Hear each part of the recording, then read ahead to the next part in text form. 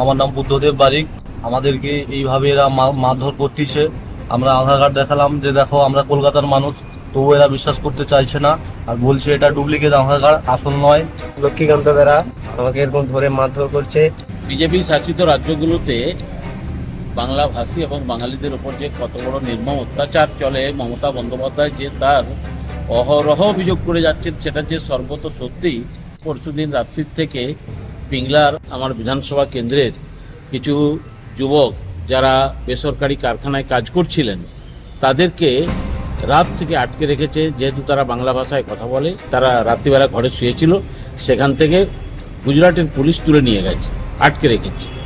কোনো ক্রমে তারা কথাটা জানিয়ে দিতে পিংলার পুলিশ এবং বিশেষ করে পশ্চিম মেদিনীপুর জেলার পুলিশ সুপারের উদ্যোগে ওখানকার পুলিশের সাথে কথা বলে গভীর রাতে তাদের উদ্ধার করা হয়েছে।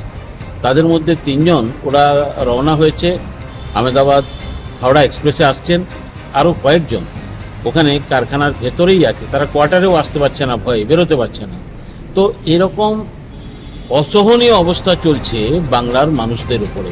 পিংলা থানার গোবর্ধনপুর 7 নম্বর অঞ্চলে সাহরদা বাড়ি আমার।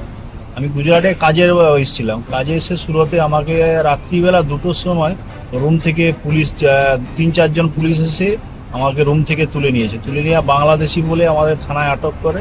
ওখানে আমাকে প্রচুর মারধর করেছে। মারধর করার পর রাত্রি আমাদেরকে কালকে রাত্রি 12টার সময় ছেড়েছে। আমি সোমনাথ দাস। আমাদের এরকম নির্যাতন করতেছি। আমার নাম তপন আদক। আমাকে এরকম মারধর করছে বাংলাদেশি বলে, এরকম মারধর করে কালকে ছাড়ছে।